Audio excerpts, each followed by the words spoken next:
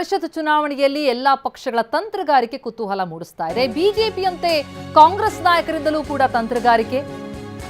ಮೊದಲ 4 ಅಭ್ಯರ್ಥಿಗಳಿಗೆ 30 ವೋಟ್ ಹಾಕಿಸೋದಕ್ಕೆ ನಿರ್ಧಾರ. ನಿನ್ನೆ ತಲಾ 29 ವೋಟ್ ಹಾಕಿಸೋ ಬಗ್ಗೆ ಕಾಂಗ್ರೆಸ್ ಪ್ಲಾನಿಂಗ್ ಮಾಡಿತ್ತು. ಆದರೆ ಒಂದು ಚೂರು ಲೋಪ ಆದರೂ ಕೂಡ ಮತ ಅಸಿಂಧು ಆಗ್ಬಿಡುತ್ತೆ, ಹಾಗಾಗಿ ಸೇಫ್ ಆಗಿರೋದು ಬೆಟರು ಅನ್ನೋ ಕಾರಣಕ್ಕಾಗಿ ಮೊದಲ 4 ಅಭ್ಯರ್ಥಿಗೆ ತಲಾ 30 ವೋಟ್ ಅಂದ್ರೆ 120 ಮಂದಿ ಅಲ್ಲೇ ಆಗ್ಬಿಡುತ್ತೆ. ಇನ್ನು 5ನೇ ಅಭ್ಯರ್ಥಿಗೆ 20 ಮತ ಹಾಕೋದಕ್ಕೆ ತೀರ್ಮಾನ. ಮೊದಲ 4 ಅಭ್ಯರ್ಥಿಗೆ ಎಲ್ಲ 120 ಶಾಸಕರು ಕೂಡ ಮತ ಹಾಕ್ತಾರೆ. ದ್ವಿತೀಯ ಪ್ರಾಶಸ್ತ್ಯದ ಮತ 5ನೇ ಅಭ್ಯರ್ಥಿಗೆ ಹಾಕೋದಕ್ಕೆ ಸೂಚನೆ. ಮತದಾನದ ಬಗ್ಗೆ ಸಹಜವಾದಂಥ ಅನುಮಾನ ಸಂಶಯಗಳಿದೆ ಸರ್. ಈಗ ನಾನು ನಿಮ್ಮ ನ್ಯೂಸ್ ಚಾನೆಲ್ ಗಮನಿಸಿದೆ. Okay sir. NDA ಅಭ್ಯರ್ಥಿ ಗೆಲ್ತಾರೆ ಅವರ ಅಭಿಪ್ರಾಯ ವ್ಯಕ್ತಪಡಿಸಿದ್ರು ಅಂತ ಹೇಳಿದ್ರು. ಹಂಗಾಗಿ ಅದರಲ್ಲಿ ಅನುಮಾನ ವ್ಯಕ್ತಪಡಿಸ್ತಕ್ಕಂಥದ್ದು ಏನಿಲ್ಲ ಅಂತಕ್ಕಂಥದ್ದು ನನ್ನ ಭಾವನೆ. ನಾನು ನೋಡಿಲ್ಲ, ನನಗೆ ನಮ್ಮ ಕಾರ್ಯಕರ್ತರು ಫೋನ್ ಮಾಡಿದರು. ಅಲ್ಲಿ ನಿಮ್ದು ಯಾವುದೋ ನ್ಯೂಸ್ ಚಾನಲಲ್ಲಿ ತೋರಿಸ್ತಾ ಇದ್ರು DT ದೇವೇಗೌಡರು NDA ಅಭ್ಯರ್ಥಿ ಗೆಲ್ತಾರೆ ಅಂತ ಹೇಳಿಕೆ ಕೊಟ್ಟರು ಅಂತ ತೋರಿಸ್ತಾ ಇದ್ರು. ನಾನು ನೋಡಲಿಲ್ಲ ಅದನ್ನ. ಆದ್ದರಿಂದ ಆ ಹೇಳಿಕೆ ಕೊಟ್ಟ ಮೇಲೆ ಬಹುಶಃ ಅನುಮಾನ ಎಲ್ಲಿ ವ್ಯಕ್ತಪಡಿಸ್ತಾರೆ ಅಂತಕ್ಕಂಥ ನಾನು ಅಲ್ಲ. ಇದರಲ್ಲಿ ನಮ್ಮ ಪಕ್ಷದ ವತಿಯಿಂದ ನಮ್ಮೆಲ್ಲ ವರಿಷ್ಠರು ಸಹ ಅವ್ರ ಜೊತೆ ಚರ್ಚೆ ಮಾಡಲಿಕ್ಕೆ ಮಾಡಿದ್ದಾರೆ. ಬಹುಶಃ ಅವರೇ ಹೇಳಿಕೆ ಕೊಟ್ಟಿದ ಮೇಲೆ ಪ್ರಶ್ನೆಯಲ್ಲಿ ಉದ್ಭವಿಸಿತು ಅಂತಕ್ಕಂಥ. ಈಗ ನಾನು ಹೇಳ್ತಕ್ಕಂಥದ್ದು ಇಷ್ಟೇ, ಯಾವುದೇ ಗೊಂದಲ ಬೇಡ. ನಮ್ಮ ಪಕ್ಷದಲ್ಲಿ ಎಲ್ಲ 18 ಜನ ಒಗ್ಗಟ್ಟಾಗಿದ್ದೀವಿ. ಎಲ್ಲ 18 ಜನ ನಾವು JDS ಪಕ್ಷ. ಯಾಕಂದ್ರೆ ಆತ್ಮಸಾಕ್ಷಿ ಅನ್ನೋ ಬದಲು ನಾನು JDS ವೋಟ್ ಹಾಕಿದ್ದು ಹೇಳಕ್ಕೆ ಯಾಕೆ ಹಿಂಜರಿಕೆ GT ದೇವೇಗೌಡರಿಗೆ ಅಂತ ಅದನ್ನ ನೀವು ಅವ್ರನ್ನೇ ಕೇಳಬೇಕು. ಆದ್ರಿಂದ ಈ ಪ್ರಶ್ನೆ ನಾನು ಹೇಳ್ತಕ್ಕಂಥದ್ದು ಇಷ್ಟೇ, ನಮ್ಮ JDS ಪಕ್ಷದ ವತಿಯಿಂದ ನಾವೆಲ್ಲ 18 ಜನ ಒಟ್ಟಾಗಿದ್ದೀವಿ. ಒಟ್ಟಾಗಿ JDS ಪಕ್ಷಕ್ಕೆ ಮತದಾನ, ಗೋವಿಂದರಾಜರಿಗೆ ಮತದಾನ ಮಾಡಿದ್ದೀವಿ. ನಾವು ಒಟ್ಟಾರೆಯಾಗಿ JDS ಪಕ್ಷದ ಅಭ್ಯರ್ಥಿಗೆ ನಾನು ಹೇಳ್ತಾ ಇದ್ದೀನಲ್ಲ, ನಾನು ಒಟ್ಟಾರೆಯಾಗಿ ಮಾತಾಡಿದ್ದೀವಿ. ನಾವೆಲ್ಲ ಒಟ್ಟಾಗಿದ್ದೀವಿ. ನಮಸ್ಕಾರ. ಎಸ್, ಬಿಜೆಪಿಯಂತೆ ಕಾಂಗ್ರೆಸ್ ನಾಯಕರು ಕೂಡ ಏನ್ ತಂತ್ರಗಾರಿಕೆ ಮಾಡಿದ್ರು, ಆ ಬಗ್ಗೆ ಡೀಟೇಲ್ಸ್ ಪಡೆಯೋಣ. ನಮ್ಮ ಪ್ರತಿನಿಧಿ ಪ್ರಸನ್ನ ಲೈವ್ ನಲ್ಲಿ ಜಾಯ್ನ್ ಆಗಿದ್ದಾರೆ. ಪ್ರಸನ್ನ, ಬಿಜೆಪಿ GTD ಸಪರೇಟ್ ಆಗಿ ಬಂದು ಮತವನ್ನ ಹಾಕ್ತಾ ಇದ್ದಂತೆ ತಮ್ಮ ತಂತ್ರಗಾರಿಕೆನ ಬದಲಾಯಿಸಿಕೊಂಡ್ರು. ಈಗ ಕಾಂಗ್ರೆಸ್ ಕೂಡ 30 ಓಟನ್ನ ಹಾಕ್ಸಿದೆ ಅಂತ ಆದ್ರೆ ಈಗ 5ನೇ ಅಭ್ಯರ್ಥಿನ ಗೆಲ್ಲಿಸ್ಕೊಳ್ಳೋದು ಹೇಗೆ? ಏನ್ ಪ್ಲಾನಿಂಗ್, ಏನ್ ತಂತ್ರಗಾರಿಕೆ? ಪ್ರತಿಮಾ, ನಿನ್ನೆ ಲೆಕ್ಕಾಚಾರ ಹಾಕಿದ್ದ ಪ್ರಕಾರ ಒಂದೊಂದು ಕ್ಯಾಂಡಿಡೇಟ್ಗೆ 28 ಮತವನ್ನ ಹಾಕಬೇಕು ಅಂತ ಹೇಳಿ ಕಾಂಗ್ರೆಸ್ ಆಲೋಚನೆಯನ್ನ ಮಾಡಿತ್ತು. ಆದ್ರೆ ನಿನ್ನೆ ಶಾಸಕಾಂಗ ಪಕ್ಷದ ಸಭೆ ಬಳಿಕ 2 ರೀತಿಯ ತರಬೇತಿಗಳನ್ನ ಕೊಡ್ತಾರೆ. ಅಂದ್ರೆ ಒಂದು ರೀತಿಯ ಮಾಕ್ ಡ್ರಿಲ್ಲಿಂಗ್ ಅನ್ನ ಮಾಡುವಂತಹ ಸಂದರ್ಭದಲ್ಲಿ ಶಾಸಕರ ಮತ ಅಸಿಂಧು ಆಗುವಂತಹ ಲೆಕ್ಕಾಚಾರಗಳು ಕಾಣಿಸ್ತು. ಜೊತೆಗೆ ಅವರು ಹಾಕಿದಂತಹ ಏನು ಅಣಕು ಮತದಾನ ಪ್ರಕ್ರಿಯೆ ಸಂದರ್ಭದಲ್ಲಿಯೇ 15 ಮತಗಳು ಮೊದಲು ಲ್ಯಾಪ್ಸ್ ಆಗಿತ್ತು, ಬಳಿಕ 4 ಮತಗಳು ಲ್ಯಾಪ್ಸ್ ಆಗಿದ್ವು. ಇದನ್ನ ಗಮನಿಸಿದಂತ ಕಾಂಗ್ರೆಸ್ AICC ಘೋಷಣೆ ಮಾಡಿದಂತ ಅಭ್ಯರ್ಥಿಗಳಿಗೆ ಯಾವುದೇ ರೀತಿಯ ಸಮಸ್ಯೆ ಆಗಬಾರದು ಅಂತ ಹೇಳಿ ತೀರ್ಮಾನವನ್ನ ಈಗ ತೆಗೆದುಕೊಂಡಿದೆ. 28 ಬದಲಾಗಿ 30 ಮತಗಳನ್ನ ಹಾಕಿಸ್ಕೋಬೇಕು ಅಂತ ಹೇಳಿ ಕಾಂಗ್ರೆಸ್ ತೀರ್ಮಾನವನ್ನ ಮಾಡಿ ಆ ಒಂದು ಲೆಕ್ಕದ ಪ್ರಕಾರವೇ ಶಾಸಕರನ್ನ ವಿಂಗಡಣೆ ಮಾಡಿದೆ. ಅಂದ್ರೆ ಯಾವುದೇ ಕಾರಣಕ್ಕೂ ಕೂಡ 1-2 ಮತಗಳು ಅಸಿಂಧು ಆದ್ರೂ ಕೂಡ AICC ಘೋಷಣೆ ಮಾಡಿರುವಂತಹ 4 ಅಭ್ಯರ್ಥಿಗಳು ಯಾವುದೇ ರೀತಿಯ ಸೋಲನ್ನ ಕಾಣಬಾರದು ಅನ್ನುವಂತಹ ನಿಟ್ಟಿನಲ್ಲಿ ಇದೀಗ ಕಾಂಗ್ರೆಸ್ ಈ ಒಂದು ತಂತ್ರಗಾರಿಕೆಯ ಮೊರೆ ಹೋಗಿದೆ. ಇನ್ನುಳಿದಂತೆ 4 ಅಭ್ಯರ್ಥಿಗಳಿಗೆ ತಲಾ 30 ಓಟನ್ನ ಹಾಕಿದ್ರೆ 120 ಶಾಸಕರು 4 ಅಭ್ಯರ್ಥಿಗಳಿಗೆ ವೋಟ್ ಹಾಕದಂತ ರೀತಿಯಲ್ಲಿ ಆಗುತ್ತೆ. ಆ 120 ಶಾಸಕರು ಕೂಡ ತಮ್ಮ 2ನೇ ಪ್ರಾಶಸ್ತ್ಯದ ಮತವನ್ನ 5ನೇ ಅಭ್ಯರ್ಥಿ ವಿನಯ್ ಕಾರ್ತಿಕ್ ಅವರಿಗೆ ಹಾಕಬೇಕು ಅಂತೇಳಿ ಪಕ್ಷ ಸೂಚನೆಯನ್ನ ಕೊಟ್ಟಿದೆ. 120 ಶಾಸಕರು ತಮ್ಮ 2ನೇ ಪ್ರಾಶಸ್ತ್ಯದ ಮತವನ್ನ ವಿನಯ್ ಕಾರ್ತಿಕ್ ಅವರಿಗೆ ಹಾಕಿದ್ರೆ ಅದರ ಮತಗಳ ಮೌಲ್ಯ ಸುಮಾರು 6-7 ಮತಗಳಾಗುತ್ತೆ. ಅಂದ್ರೆ 20 ಮತಗಳನ್ನ ಉಳಿದಂತಹ ಶಾಸಕರು ವಿನಯ್ ಕಾರ್ತಿಕ್ ಅವರಿಗೆ ಹಾಕ್ತಾರೆ, ಮೊದಲನೇ ಪ್ರಾಶಸ್ತ್ಯದ ಮತ. ಇನ್ನುಳಿದಂತ 2ನೇ ಪ್ರಾಶಸ್ತ್ಯದ ಮತ 6-7 ಅದರ ಮೌಲ್ಯ ಆಗುತ್ತೆ. ಅಲ್ಲಿಗೆ 26 ಮತಗಳಾಗುತ್ತೆ ಅನ್ನುವಂಥದ್ದು ಕಾಂಗ್ರೆಸ್ನ ಲೆಕ್ಕಾಚಾರ. ಇದೀಗ GT ದೇವೇಗೌಡರು ಕೂಡ ಈಗ ಇರುವಂತಹ ಮಾಹಿತಿಯ ಪ್ರಕಾರ ಅವರು ಕೂಡ ಕಾಂಗ್ರೆಸ್ನ ಪರವಾಗಿ ತಮ್ಮ ಆತ್ಮಸಾಕ್ಷಿಯ ಮತವನ್ನ ಹಾಕಿದ್ದಾರೆ ಎನ್ನುವಂತಹ ಮಾಹಿತಿ. ಅಂದ್ರೆ ಅಲ್ಲಿಗೆ 27 ಮತಗಳ ಮೂಲಕ ಕಾಂಗ್ರೆಸ್ ಗೆಲ್ಲಬಹುದು ಅನ್ನುವಂತಹ ಲೆಕ್ಕಾಚಾರವನ್ನ ಕಾಂಗ್ರೆಸ್ನ ನಾಯಕರು ಹಾಕೊಂಡಿದ್ದಾರೆ. ಜೊತೆಗೆ ಇನ್ನುಳಿದಂತ ಒಂದಷ್ಟು JDSನ ನಾಯಕರ ಮೇಲೂ ಕೂಡ ಇದೀಗ ವಿಶ್ವಾಸವನ್ನ ಇಟ್ಕೊಂಡಿದ್ದಾರೆ.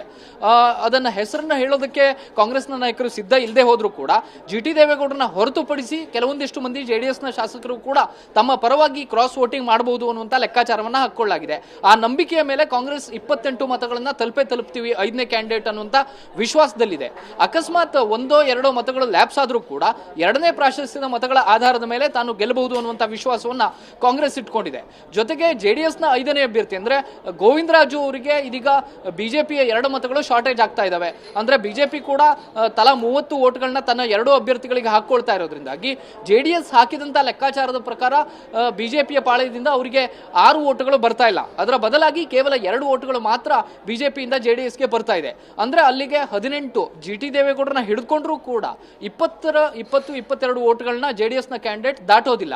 ಹೀಗಾಗಿ ಆ ಲೆಕ್ಕಾಚಾರದ ಆಧಾರದ ಮೇಲೆ ಕಾಂಗ್ರೆಸ್ನ 5ನೇ ಅಭ್ಯರ್ಥಿ ಗೆಲ್ಲುತ್ತೆ ಅಂತ ಹೇಳಿ ಈಗ ನಡೀತಾ ಇರುವಂತಹ ಒಂದು ತಂತ್ರಗಾರಿಕೆ, ಅದರ ಲೆಕ್ಕಾಚಾರ. ಅದೇ ವಿಶ್ವಾಸದಲ್ಲಿ ಇದೀಗ ಕಾಂಗ್ರೆಸ್ನ ನಾಯಕರು ಕೂಡ ಇದ್ದಾರೆ. ಮೊದಲ ಪ್ರಾಶಸ್ತ್ಯದ 20 ಮತಗಳು, 2ನೇ ಪ್ರಾಶಸ್ತ್ಯದ 120 ಮತಗಳು, ಅದರ ಮೌಲ್ಯ ಕೇವಲ 6 ಅಥವಾ 7 ಮತ ಆಗುತ್ತೆ. ಅದರ ಆಧಾರದ ಮೇಲೆ ಕಾಂಗ್ರೆಸ್ನ 5ನೇ ಅಭ್ಯರ್ಥಿ ವಿನಯ್ ಕಾರ್ತಿಕ್ ಗೆಲ್ತಾರೆ ಅನ್ನುವಂತ ಒಂದು ಕಾನ್ಫಿಡೆನ್ಸ್ ಮೇಲಂತೂ ಖಂಡಿತವಾಗಿಯೂ ಕಾಂಗ್ರೆಸ್ನ ನಾಯಕರು ಇದ್ದಾರೆ.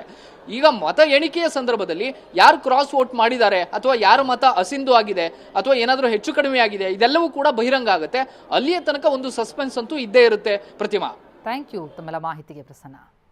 ಎಸ್, ತಲಾ 29 ವೋಟ್ ಹಾಕಿಸೋ ಬಗ್ಗೆ ಇದ್ದಂತಹ ಪ್ಲಾನ್ ಕೊನೆ ಕ್ಷಣದಲ್ಲಿ ಬದಲಾಯಿತು.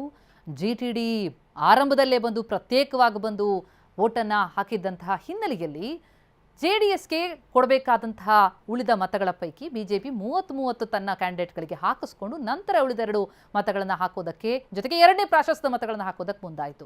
ಅದಾಗ್ತಾ ಇದ್ದಂತೆ ಕಾಂಗ್ರೆಸ್ ಕೂಡ ಎಚ್ಚೆತ್ತುಕೊಂಡು ತನ್ನ ಮೊದಲ 4 ಕ್ಯಾಂಡಿಡೇಟ್ಗಳನ್ನು ಸೇಫ್ ಗಾರ್ಡ್ ಮಾಡುವಂತಹ ದೃಷ್ಟಿಯಿಂದ ಅಲ್ಲೂ ಕೂಡ 30 ವೋಟ್ ಹಾಕಿಸುವಂತಹ ನಿರ್ಧಾರಕ್ಕೆ ಬಂದಿದೆ.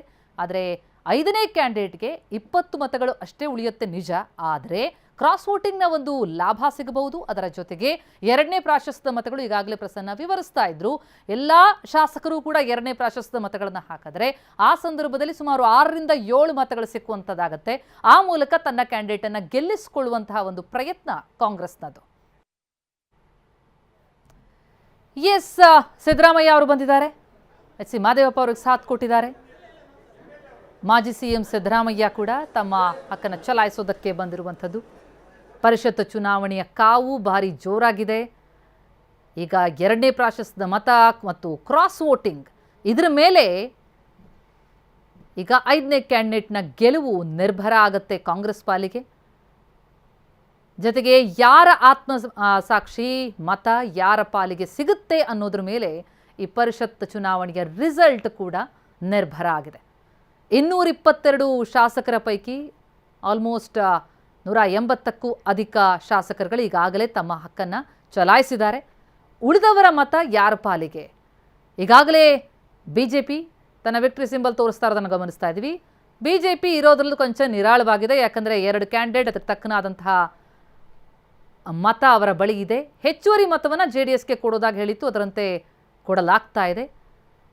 JDS ಮತ್ತು ಕಾಂಗ್ರೆಸ್ನಲ್ಲಿ ಈಗ ಕ್ರಾಸ್ ವೋಟಿಂಗ್ನ ಆತಂಕ ಏನಿತ್ತು ಅದು ಕಾಂಗ್ರೆಸ್ ಮಟ್ಟಿಗೆ ಕೊಂಚ ದೂರ ಆದಂತೆ ಕಂಡು ಬರ್ತಾ ಇದೆ. ಆದರೆ ಏನೇ ಆದರೂ ಫಲಿತಾಂಶ ಬರೋವರೆಗೂ ಕೂಡ ಯಾವುದೂ ಸ್ಪಷ್ಟ ಆಗಲ್ಲ. ಎಲ್ಲರೂ ಅವರವ್ರ ವಿಶ್ವಾಸದಲ್ಲಿದ್ದಾರೆ, ನಮ್ಮ ಪರವಾಗಿಯೇ ಆತ್ಮಸಾಕ್ಷಿ ಮತ ಬೀಳುತ್ತೆ ಅಂತ. ಆದರೆ ಆ ಮತ ಯಾರ ಪರವಾಗಿ ಬಿದ್ದಿದೆ ಅನ್ನುವಂಥದ್ದು ಕೊನೆಯ ಕ್ಷಣದಲ್ಲೇ ಗೊತ್ತಾಗಲಿದೆ. ಭಾರಿ ತಂತ್ರಗಾರಿಕೆ.